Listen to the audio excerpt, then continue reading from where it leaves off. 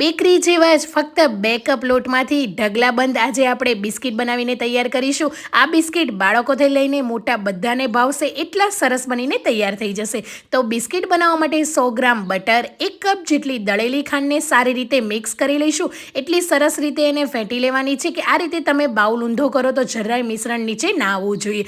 તો એકદમ ઘટ અને ક્રીમી મિશ્રણ તૈયાર છે। હવે આ રીતે કોરમાં રહેલી કોઈપણ ચાળણીની અંદર 2 કપ મેંદો, અડધી ચમચી જેટલો બેકિંગ પાવડર, અડધી ચમચી જેટલી ઇલાયચી પાવડર એડ કરીને હળવા હાથે મિક્સ કરી લઈશું। લોટને ચાળીને જ એડ કરવાનો છે, એક વાતનું ખાસ ધ્યાન રાખવાનું છે। થોડા એવા કાજુના ટુકડા અને થોડું દૂધ એડ કરીને એકદમ સરસ એવો લોટ બાંધી લઈશું। હવે અહીંયા ઓડીના બટર પેપર પર લોટને મૂકીને ઉપરથી ફરી એક બટર પેપર મૂકીને વણી લઈશું। વધારે પડતું પતલું નથી વણવાનું, થોડું જાડું વણીશું। ઉપરથી થોડા એવા કાજુના કટકા અને કોઈ પણ કૂકી કટર કે ઘરમાં રહેલા મોલ્ડની મદદથી તમે કટ કરી શકો છો। તો આ રીતનો શેપ આપ્યા પછી 10 મિનિટ ફ્રીઝરની અંદર સેટ થવા માટે મૂકી દઈશું। તમે આ બિસ્કિટ કડાઈમાં 20 થી 25 મિનિટ મૂકી શકો છો અને ઓવનમાં બનાવવા માટે ઓવનને 180°C પર પ્રીહીટ કરી લઈશું 10 મિનિટ અને એ પછી 5 મિનિટ બેક કરી લઈશું। તો એકદમ ઘરે જ બેકરી જેવા બિસ્કિટ તૈયાર છે।